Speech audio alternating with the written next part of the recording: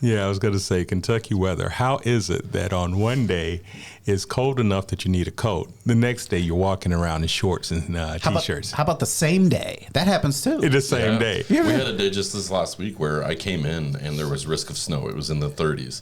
And I left and it was nearly 70 degrees. Yeah, I know. As a matter of fact, I've come in one time and they've actually had frost on the grass and on your car windows, and then by the time you come in home at the end of the day, you got your coat slung over your shoulder. Yep. Extra gear. Often been the guy that's had the hoodie or something tied around my waist because I'm just not prepared for this. I've been here 36 years. Now, the one thing that kind of gets me is the concept of the socks with the sandals. Okay. Could we make a whole episode right now? And I'm going to call that the Cincinnati sandal because I feel like this is something that has made its way south from Ohio. And that is a crime against humanity. It is. And it's College of Engineering IT. Okay, I'm not going to name names because I have friends over there. I'd like to keep them friends, but yes. Oh my God. That's just risking. You're one puddle away from absolute disaster. Well, that's the problem when we're talking about this weather thing. When I'm walking to the office and I see the kids with the sandals and the socks and there's water on the ground. I'm like, dudes, at that point, just wear shoes. Right. Or just wear sandals. Or just wear sandals. Pick one. That's right. If you're gonna be a boss, be a boss. And I feel like the other thing that it ignores, and maybe this is because they're taking laundry home and mom's still doing it for them, but isn't the whole point of sandals? I don't want to do sock laundry, or I'm waiting on sock laundry because I don't want to match them. I know. I've got one exception. I play volleyball at Marika's, and it's year round. And I'll go play volleyball, when it's 20 degrees or colder. And when I play volleyball, I want to have sandals because I keep them over by the table and play in the sand, right? No shoes.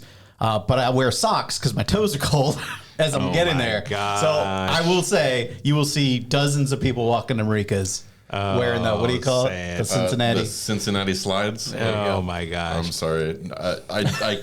I can't allow myself to make the concession to say, that in that circumstance, I still think it's a crime. I know. Crime against humanity. What about the socks with the toes on them? They're sand socks. Oh my gosh. No, not allowed. Nope. Oh no. If you're gonna do sandals, dogs out, and if you're not gonna do sandals, There you then go. socks There you on. go. I'm a purist. All right. I'm a purist. No socks with your sandals. You are listening to the Soapbox. I'm Paul.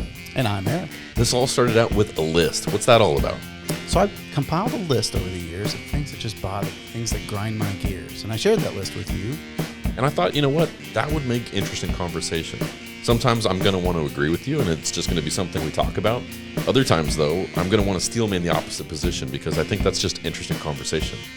Yeah, and keep in mind, I'm always right, but Paul's just a really good debater. Hey. We have in the studio a very special guest, somebody we have been hoping to get on the podcast now for it feels like a couple of months, at least several weeks, where we first sort of broached the topic with you. And to our delight and surprise, you were not just in agreement to come on, but you were actually enthusiastically in agreement to come on. So thank you so much. Thank you. And I had to pull up your LinkedIn bio because there are so many letters behind your name. We've got Dr. Sebastian Bryson, PhD, PE, BC, GE, FASCE. Elementapio in there? There you go. So my question is, why didn't you get all the credentials? You've got most of them. Just keep going. I'm like, who will take my check now? There you go. Yep. Pay to win. And I do have this, by the way. Oh yeah. So we need to take care of the writer. Yeah. Okay. So right. Your receptionist sent us your info. Okay. Thank you. We were told that you needed a lemon water, and so we made sure to get that. We were also told that you needed peanut butter M&Ms, but only the blue and the greens.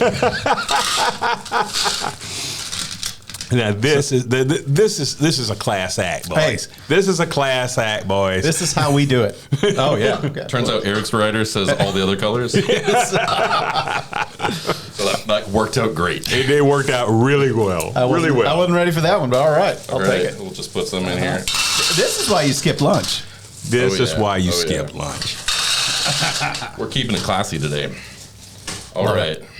So now that we've got the business out of the way. All right. Now we got now it's time for the real thing. Yeah. So your specialty is obviously civil engineering. Yes. Can you give us just a 1 minute elevator pitch snapshot of your history on that topic? Okay. Well, first, thank you, gentlemen, so very much for inviting me on to the podcast. I feel now that I have been elevated up because I am on this podcast. All right. Yes. This is what's doing it. Hey, this is what's doing it. Now I am there. I have reached the pinnacle. So you're gonna have to add SB on your LinkedIn. That's right. I had SB on my credentials. So within civil engineering, I've been doing this thing for quite some time. After I graduated, I started working for. Graduated my master's. I started working for CH2M Hill as a consulting civil engineer, consulting geotechnical engineer. After that, I did something outrageously crazy. And I had been working for a while. I was married, kids, 2 cars in the garage, swimming pool in the backyard. I gave it all up to go back and get a PhD. Mm-hmm. And so I got my PhD at Northwestern, and then I started teaching. First gig was at Ohio University in Athens, Ohio. And about 2006, I moved here, and I've been here ever since. Fantastic. So if I'm going to read Paul's mind here, the logical thing would be for us to come up with a great topic, something civil engineering related, professor related, something about the university, but research, none of it. We should do what you wanted to talk about, which is... There you go, boys. Star Trek versus Star Wars. Because of course, you actually start at the University of Kentucky as a faculty member in civil engineering, and that's the first thing that they ask you. This is the leading question. That's right. They say, well, we're torn, right? We have some votes against, some votes for. For the deciding vote, we have one thing to ask you. Star Trek or Star Wars? Oh my God. All right. So Eric is slightly disrobed now to show you which team he's on, which tells me he's never going to be sitting in a chair position. Possibly. Unfortunately, we're going to have to give him a little wizard's hat. Space wizard. Space wizards. So we're already getting into the mythos a little bit here. I brought some questions, but we don't have to use all the questions. Ask them on, my man. And, I dine on these gourmet peanut M&Ms, butter, right? Not peanut, as the writer specified. Oh my gosh, these are heaven. Future sponsor, M&Ms. M&Ms, Mars maybe. Incorporated. M&Ms melts in your mouth, not your hand. Clever marketing. Oh yeah. Yeah. Start with some questions, and we'll just riff around, and we'll see where this goes. I don't anticipate we're going to get to all of them, or even most of them. But I thought, you know what? Let's not go in cold, because can I tell a story to lead off with? Tell it on. And I think I might have brought this up on the podcast at some point before. We don't know. If I have, I'm sorry. My memory is not that great. Leave a mean comment in the comment section and remind me. Or tell not. There is no try. Yes, he studied. I fall on Team Star Wars, and so I also am not gunning for that chair position. And I'll come at it with a different perspective. Okay. The perspective is this: I think William Shatner is a horrible man. Okay. A horrible man. Okay. I wish that we had an audience large enough where this podcast would reach his ears so that he could hear me, Paul Ross from Lexington, Kentucky, say, William Shatner, you're a jerk. And I've got 2 reasons why. Okay. So reason number 1, I used to work for AT&T many years ago. Shatner came into the store. This was not my personal interaction. This was an interaction with a coworker of mine. Mm-hmm. They had a podium where you signed in. And you put your name down, and they would just go down order of people that came in. That's where you got your help. Somebody saw that he was the only name on the list, and they said, Mr. Shatner, we can help you over here. Oh, my phone is still attached to the soundboard. Sure is, yeah. Unknown caller.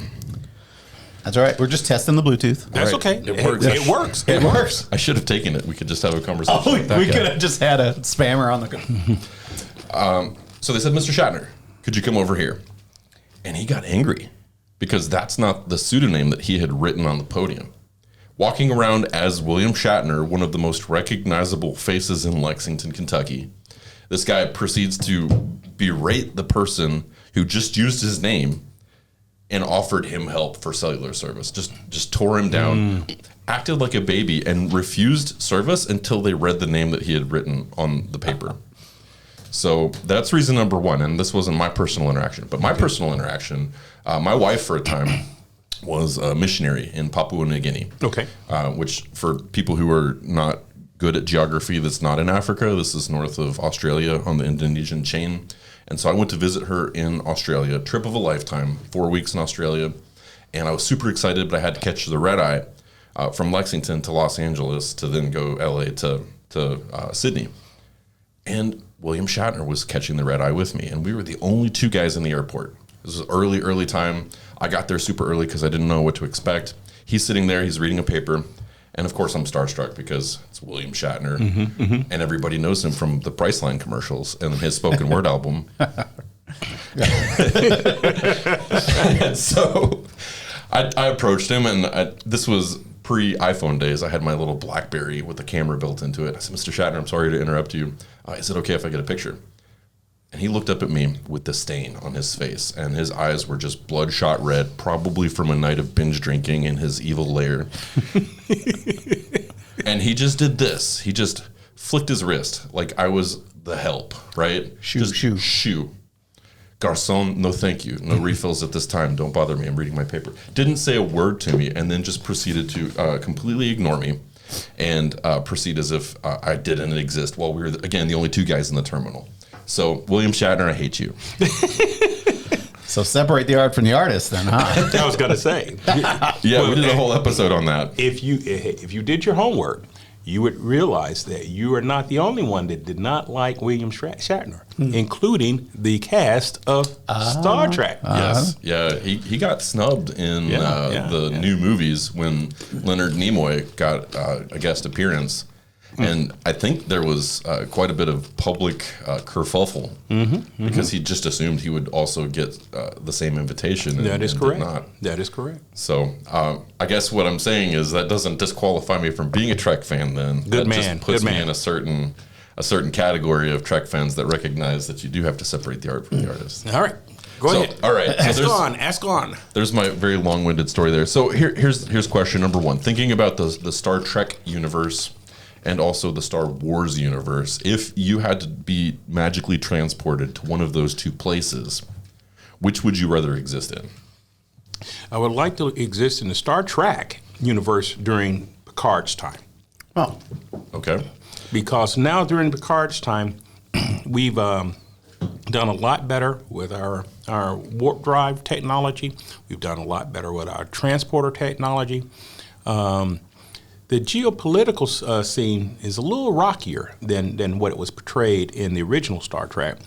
But I think overall, I would have definitely liked the Picard era of Star Trek. So then that leads me to one other question here, and then I'm going to pivot over to Eric for some questions here too. I think every Star Trek person has to pick one. Are you Kirk, Picard, or Janeway? This is no competition. Definitely Jean-Luc Picard. Okay. easy one, huh? That's an easy one. That's an easy one. Do you find that you're? I said one more question. Yeah, Go ahead. Do you find that you're a fan of a specific era of Star Trek, or do you love the whole franchise? Like I said, the Next Generation era was probably my best era.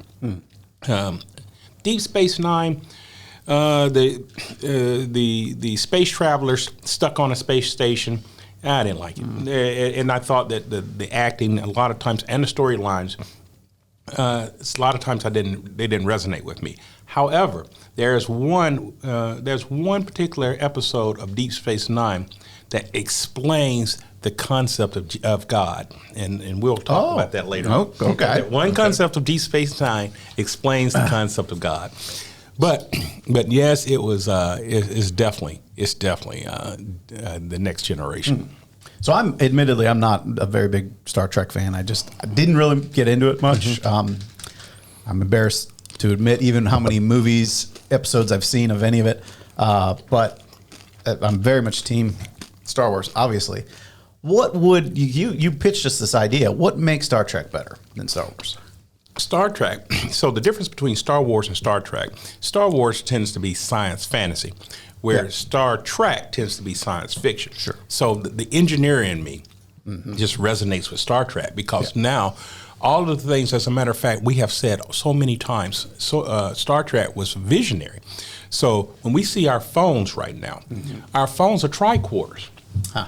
We can communicate with them. We can get media on them. We can take pictures. We can get data about some technical topic.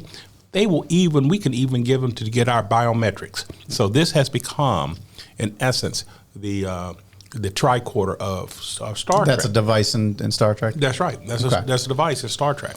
Now with Star Wars, I'm not completely, even though I'm a Star Trek kind of guy, I'm not divorced of Star Wars. Okay, that's good. Because I went to see Star Wars in '77 when it first came out. I was actually in the studios, and I'm one of the guys. I'm one of the guys that saw it in the movie theater 5 times. Oh, wow.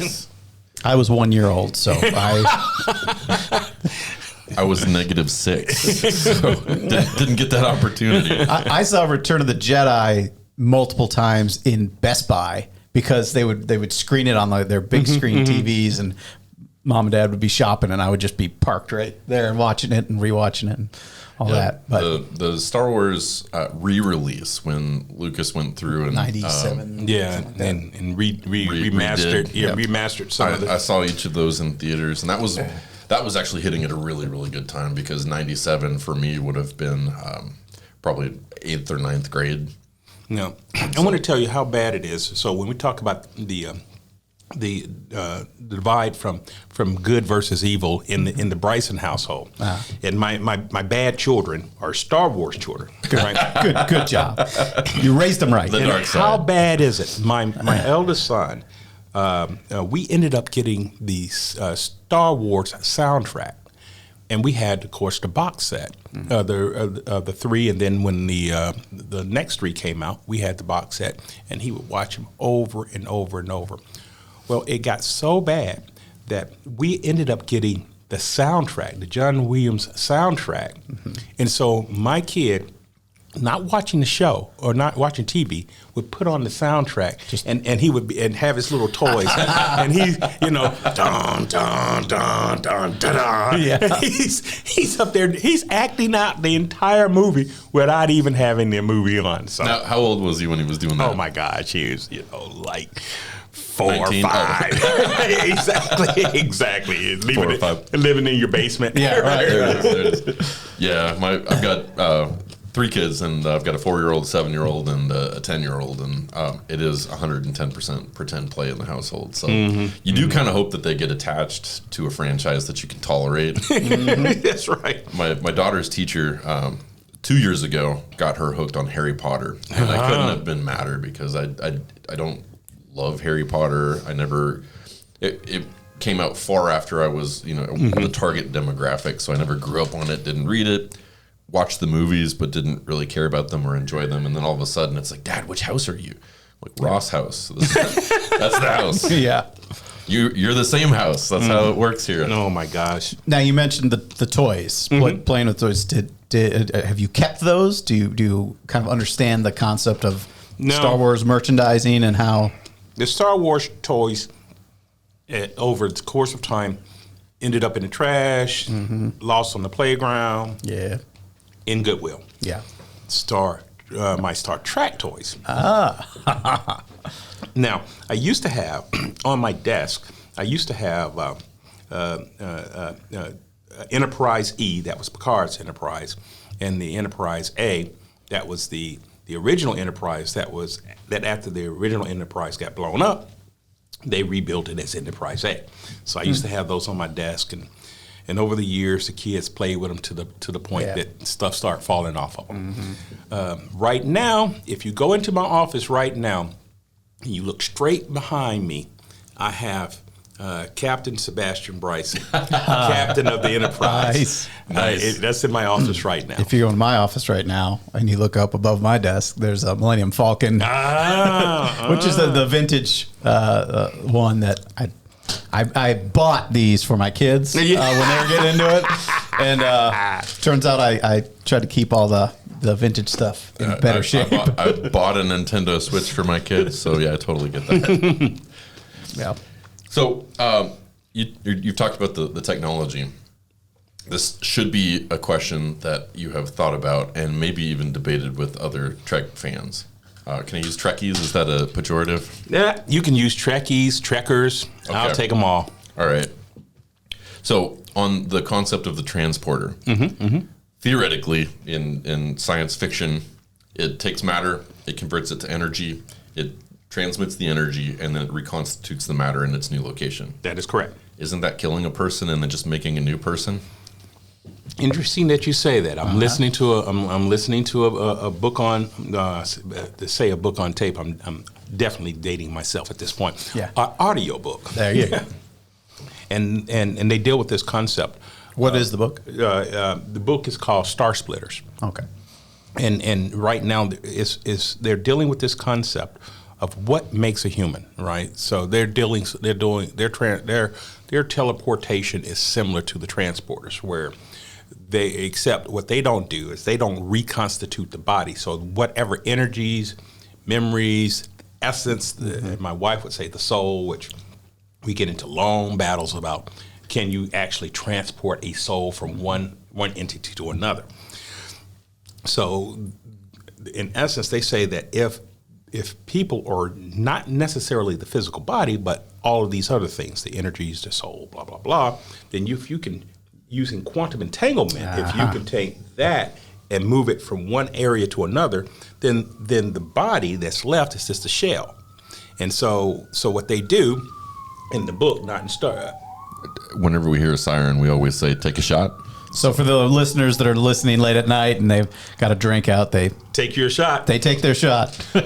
So going back to it, so the concept is that if you're not if your body's just a shell, then it doesn't matter. So consequently, when we go into the teleporters in Star Trek, and they literally break you down into your basic energy and transport you to another person or another place, not another person, but another place, then it's still you, because we still believe in that concept of quantum. And this is why I really like Star Trek, because you get into the concepts of quantum entanglement and whatnot.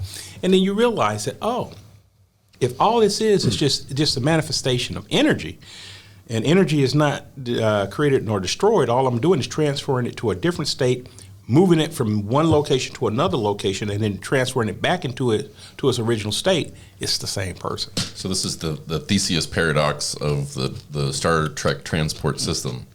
Now, with the quantum entanglement, I don't understand this, so I'll ask as the dummy in the room. Is the completed transported version of you made of entirely new atoms? Is that the idea? No. You're getting us way deep into it, into the physics that I'm assuming the real physicist that's listening to your show, because I'm assuming everyone at Los Alamos is listening to your show. Oh, of course. Yeah. Oh yeah. And so I would imagine that they would probably roll over and die if I'm saying something wrong. Well, be careful. I think Lawrence Krauss is going to listen to us, and he literally wrote the book, The Physics of Star Trek. I'm going to ask him the same question if we get him. Okay. That's a good one. That would be good. So I'm not sure. I'll leave it. I'll use my little weasel language and say I'm not sure if it's the same atoms, but it's the same energy. Okay. How about that? Okay. There was a famous Canadian Canadian broadcast television cartoon that had a similar premise, except it would put you in a box, scan you, make an exact copy, and then destroy the original. That's Star Splitters. That's exactly what's going on in Star Splitters. And they did it in a very, it was for kids, which is weird and very messed up. Canadians, right? Canadians. Yeah, there's a lot of layers to my psychology. But the whole premise was, if you kill the original, the new one isn't the original. And the conclusion they sort of landed on after they were peeling this back with the secondary character was, if you do this, it's murder. So this person who's been doing it steps into his own invention after a lot of pressure from this other person to do it. Then the other person felt bad because she felt like she'd murdered him. So she steps in and then steps out the other side. She's like, well, my conscience is cleared because that person did the murder, not me. And that's sort of their cheeky way of ending it. And this is a kid's show. This was targeted, and now this was the 80s. It was a different time. Good night, kids. Sweet dreams. Yeah, why do we all have therapy now? I don't know. Murder is okay if you forget about it because you're a different person. Yeah. There you go. Different energy. Now, so I have a friend who, well, he's a tattoo artist, and I sometimes sit in the chair for a long time getting a tattoo, and this guy is really, really smart. And of course, I want to be entertained and listen to someone while I'm sitting there. He gets real deep into quantum entanglement, consciousness. So what I heard when you were talking about this, what I was hearing is the consciousness is that's the one part that we really don't understand. And if that had some connection to, he kind of referred to as a singularity, so kind of this quantum realm, and that kind of gets into the whole collective consciousness where everyone's interconnected in space and time, or sort of like the Borg. like, is it the Borg? Is that a thing? Kind of, yeah. I mean, we can come back to the board, but yes, I think it is. I mean, it's that quantum entanglement. Yeah. So I appreciate the sciencey nature of Star Trek, and I've always respected that kind of, it started on kind of the base of science, and of course you have to have a little bit of magic involved to make it entertaining. That was The Expanse, is a famous sci-fi book and then show, and I think there are two authors, and one of their kind of catches is they try to make everything realistic, science-based, but then they plug in just one or two magical things, like the Epstein drive in The Expanse is you don't need gas, you don't need fuel, just hangs itself. Yeah, and that just makes the story. Went right over my head for a second. Anyway, so Star Trek, I'm seeing it as very, very sciencey, but then you add just a couple things of magic. They don't have money, right? That's right. As my understanding, they don't have religion. But they don't have religion. They don't have religion, and supposedly we have become this utopian type society where we don't see color, we don't see race, we don't see ethnicity, gender. All of that is great and wonderful, but I'm like, well, we'll see. We'll see how long it takes humanity to ascend to that level. Well, so you move to Star Wars, and now you have good and evil. Good and evil. You've got the Force. You've got the classic Arthurian archetype, right? Yeah. The boy who ended up or started out not knowing what he was or who he was. Now he realizes that he's going to be the one. And we have the Arthurian archetype in the three eras, right? The first, which we say the first, is actually the second trilogy. That's Luke. The first trilogy is Anakin, and then the third trilogy is Rey. So I mean, it's the Arthurian archetype that plays over and over and over.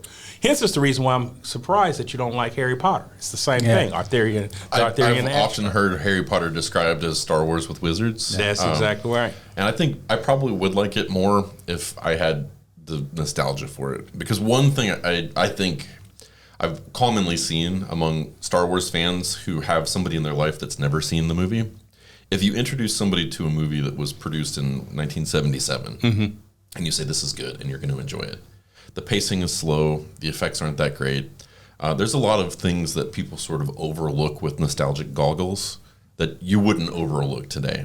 Right. And I don't think that the original Star Wars would hold up to somebody who has 2025 experience and understanding of what cinematography has become and what storytelling has become. I do think you need a little bit of that, like that early exposure. And so I think for me not liking Harry Potter, that's probably the same reason why somebody that's introduced to Star Wars in their 30s is like, well, it's good, but is it worth the hype? Mm-hmm. Mm-hmm. Timing's important too, I think, because my kids, we introduced the original trilogy to them at a young age when they didn't really pick up on those things. Yeah. Star Wars famously kind of holds up, again, not under scrutiny of a real cinematographer, but you show it to a 5-6-year-old and it's wow. I mean, it looks, it's bright. There's lots of action, little sister kissing. Little sister kissing. Now, is there any like patterns in Star Trek of this? Is there there's not a hero type? Yeah, there's not a. I mean, the closest thing that you have in Star Trek is within the Picard era, you have the Pinocchio theme, like with Data. Data is an android, okay. and Data is always seeking to be more human in the Picard world, always seeking to be more human, and so consequently you have that Pinocchio theme that goes down with that. When you see Picard, I don't know I can't think of the archetype that he's hitting right now, but he's that character, that noble character that seems to be above reproach. Mm-hmm. But deep down, that he's harboring some secrets, right? Oh. Deep down, that something is percolating within him, something that's motivating him to become or to be where he is. The William Riker character is the everyday's man that works hard, tries, and sometimes he doesn't quite hit the mark, but he's very dependable, always there. So they kind of fit into various different roles that you would see in just regular society. Interesting. Would you rather have a lightsaber or a phaser? Ooh, a lightsaber. Yeah. I know. Yeah. But lightsabers are cool. Lightsabers are cool. I would kill myself in the first half hour of ownership, so I'd go phaser. As a matter of fact, I've often contemplated, would I want just, a single blade lightsaber, or if I want the double. Oh yeah. The problem with the double is you got to be good, or you would constantly cut yourself. Yeah. I will say, with as many hands and appendages we lost in watching all the Star Wars, the hilt that Kylo Ren had was kind of a no-brainer. It does make a lot of sense. Well, I mean, if I'm going to have a weapon like this, having a little block. Half the people who have it have one robot hand. So that's right. That's right. Yep. The number of amputations in the Star Wars franchise exceeds all other franchises I'm aware of. My biggest disappointment, though, with not biggest disappointment, the sequel trilogy, right? The Rey story. Didn't love everything about it. I didn't love too much anything about it. The Harrison Ford helped. The first one, it was emotional for me because I didn't think he was ever coming back. But Rey never lost the appendage. Yeah, it was a complete oversight. I mean, she never lost anything. Well, that's a metaphor because Rey also never really lost a battle. A lot of people called her a Mary Sue type character because she shows up. She's instantly able to contend with Kylo Ren in hand-to-hand combat. She doesn't really have the hero's journey where she loses, learns, grows, and then comes back stronger. She just showed up, and she's girl boss from the beginning, and everybody's supposed to love her, and everybody's in the universe is supposed to like her, and I think that makes her less relatable. Oh, I very much. That part, what you just described, we have talked about ad nauseum at the house about. That's why we didn't like that. We didn't like that concept. You said it most aptly. The hero's journey. Luke had to do the hero's journey. Anakin had to do the hero's journey. Obi-Wan Kenobi. Mm-hmm. Yeah. So that concept of, wait a minute, she didn't even know she could. She didn't even know she had the Force. She didn't even know that she could use it. And all of a sudden now she defeats one of the strongest Jedi, disciplined, that's and right. trained. That's right. And then at the very end, the other thing that really, really rubbed me the wrong way was we find out, and there's no spoilers here, right? This movie's been out it's been out for a while. We find out that she's a Palpatine. Right. Wait, what? What?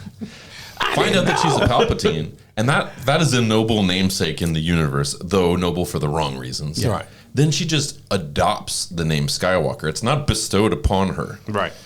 If she received her training under Luke, and Luke said, "You are a Skywalker," that's a passing of the mantle. Exactly. And that is a noble gesture. But for her to just bury a lightsaber in the sand and be like, "Oh, I'm Rey Skywalker," taking a shot. So presumptuous. Yeah, take a shot of blue milk.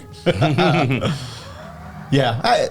I'm supposed to be here defending Star Wars, so I'll go back to the original trilogy and even the prequels in some the prequels. sense. The prequels were pretty good. They had. Well, did you hate Jar Jar Binks? I don't know if I want this on record, but no, I didn't hate Jar Jar. Jar Jar Binks was not a bad character. Yeah, I thought he was goofy, but you had goofiness in the first movies as well. And let's be honest, I was adult watching those movies. My kids were we showed it to them, and it was already 10 years old. They loved it, and it's made for kids. Yeah. But the original trilogy, just still to this day, I can rewatch every minute of it, and just I love it. Well, for me, I think there's two scenes in the from the second trilogy, or which now becomes the first trilogy. Yeah, the prequels. The prequels is when we have the battle between Obi-Wan and Darth Maul. Mm-hmm. That's when it became oh my gosh, because all the other lightsabers up to then had been but then it got for real. Before that, it was old men in costumes trying to fight and wield. Well, and they had to rotoscope that effect, right? So I did rotoscoping once just to see if I could do it. And you frame by frame draw on the light effect. And so I did a really cheesy video for my church where I had a lightsaber battle with this other guy that was dean for a week of church camp. And we decided to have a whole Star Wars sequence where we did the lightsaber battle. And frame by frame for 3 minutes, 60 frames or 30 frames per second. So 30 times 60 times 3 was how many times I had to draw that effect in. Wow. Times 2 for each of the lightsabers plus the little flash effects. Oh, wow. It's a good thing someone didn't have a double lightsaber. So you don't want double lightsabers. You don't want the lightsaber hand guard on the hilt. As few X factors as possible, because you're also taking into consideration the Z axis as well as the X and the Y axis when you're drawing these things. Very, very complicated, hard to do. Now with modern technology, it's a plug-in. Yeah. So that one, and of course, I liked. I am definitely a Samuel L. Jackson when he pulled out when he first fires up the purple lightsaber. I'm like, dude. I wanted him to say something like, "You mother Force lovers." Well, he did ask Lucas to bring him the lightsaber once, right? And Lucas was like, "Which one is it?" He said, "It's the one that says bad." That's right. And actually, he had a conversation with Lucas. Lucas said, "Okay, do you want to have red? Do you want to have green? Do you want to have blue?" He's like, "I want purple." Yes, sir. And Lucas had to think about it because up until that point, that wasn't canon. And I think he introduced the possibility these things can be any color. It just depends on the kyber crystal that you choose. That's right. Now, and you do know that Samuel L. Jackson actually, the prop, he actually has bad MF. I had heard that. Yes. So we're nearly at time, but I want to circle back to one thing we said we were going to talk about. And I think this might be just an interesting way to close. You alluded to the fact that Deep Space Nine has an interesting observation of the concept of God. So what Deep Space Nine, so the general concept, you asked the question, how can God have seen it, is looking at it, and will see it? That God, the continuum. Deep Space Nine has this episode where Worf ends up getting trapped in some kind of temporal pocket with the wormhole aliens of Deep Space Nine. If you're not in Deep Space Nine, like, what's the wormhole aliens? Go with me on this. Okay. The wormhole aliens don't see time as linear. They see it as this continual loop. And so that's the concept. And so what you would see is Worf was experiencing things that he'd already done. He experiencing things that he's doing, of course, through kind of like the multiverse kind of deal. You make one decision and you go here, you go there, and then things that he would do later on. And so you could see it all. And then so now you start thinking about God. And you start thinking about, what if that if I describe God, it would be as if I was seeing a string of ants walking in a direction towards a cube of sugar. Now, I could see where they had been, I could see where they are, and I could see where they're going. And if I even wanted to say that I can see that, oh snap, the entire string is getting ready to walk into a pond or getting ready to walk off into a fire. I could simply, without, saying, hey, stupid ants, go over here, do this, I could simply just put a little stick right there, and it would cause the stream of ants to bend in a certain way. And that would be, the way that they would bend would be to keep them from falling into the fire, but still get to the sugar cube. And I was like, oh, snap. But seeing that in Deep Space Nine, by seeing how Worf could, in essence, see all of these realities, or these, I don't know if you could, temporal and spatial realities, I was like, oh, that's how it is with God. And so that's awesome. That's awesome. So I don't know if I can take that to church and do a sermon. Well, today, sermon. people, that's right. Yeah. Today, people, we're going to have a sermon on Worf and the wormhole aliens. Take out your Bibles. That's right. Is this in Revelation? I don't remember reading this one. I actually had a theological Star Trek idea about the Borg and the unified consciousness. Yeah. Somebody was once reading the passage about in heaven, the first will be last and the last will be first. And I was thinking of the concept of justice. And wouldn't the ultimate justice be this notion, and this is not my theology, by the way, this is just an interesting thought.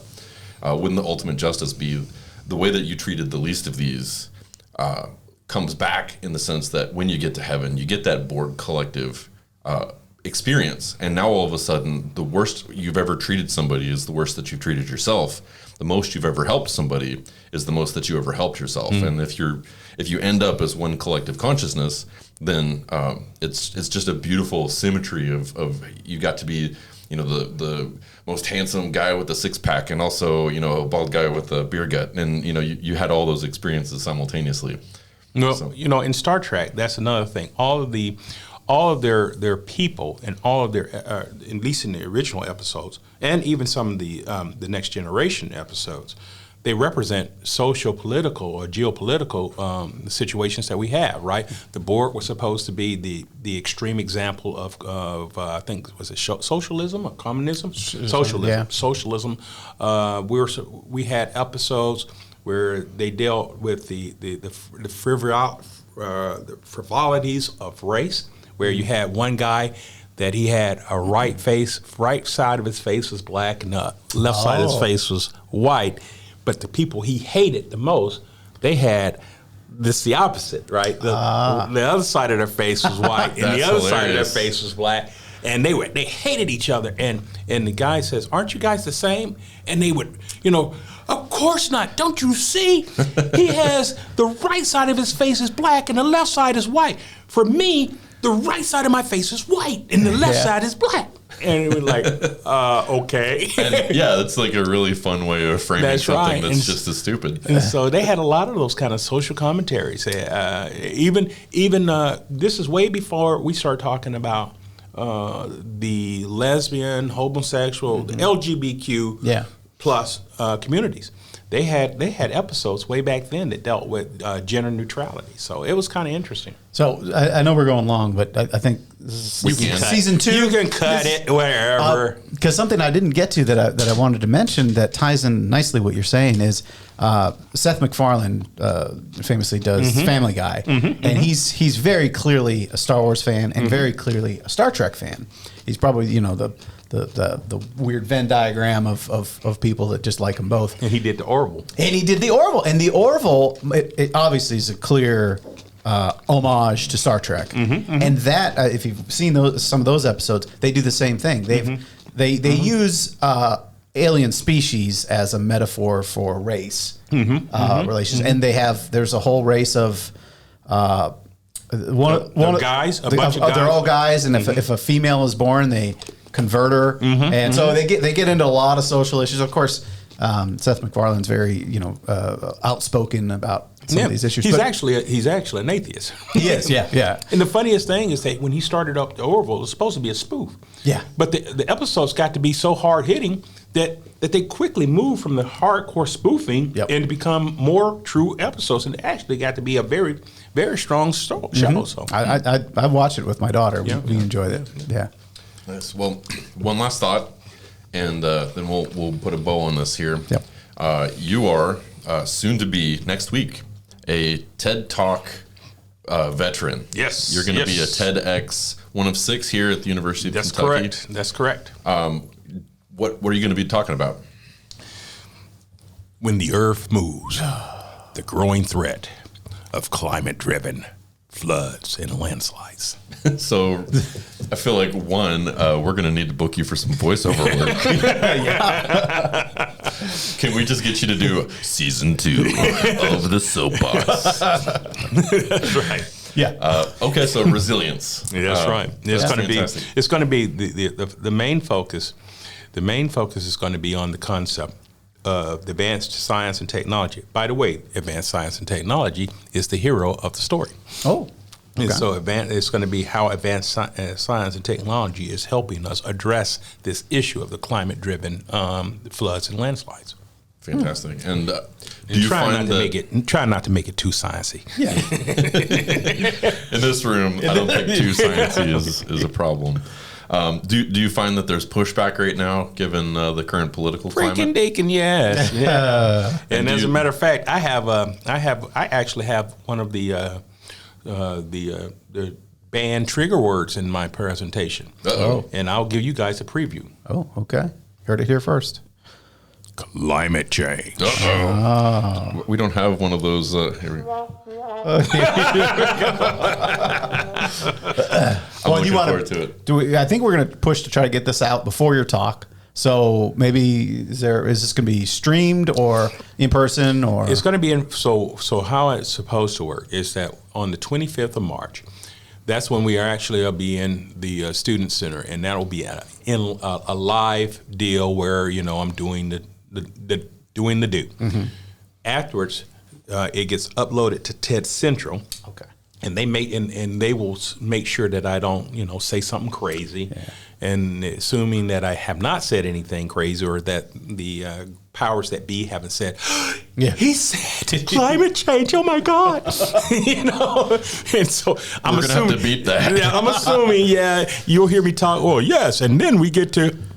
And then such and such. A weather event. Yeah. So it'll be a money-saving tactic. It'll be a different voice. It says, and so then the big problem is, yay, Elon Musk. It'll be a different voice. Yes. It'll be a different voice. They'll voice me over. But that'll be done 25th. Assuming that they upload it to TED Central.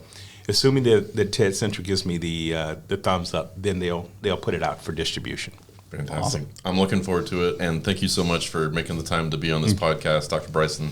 Appreciate it. Thank you, gentlemen. Thank you. Thanks for listening to The Soapbox. Eric, how can people find us?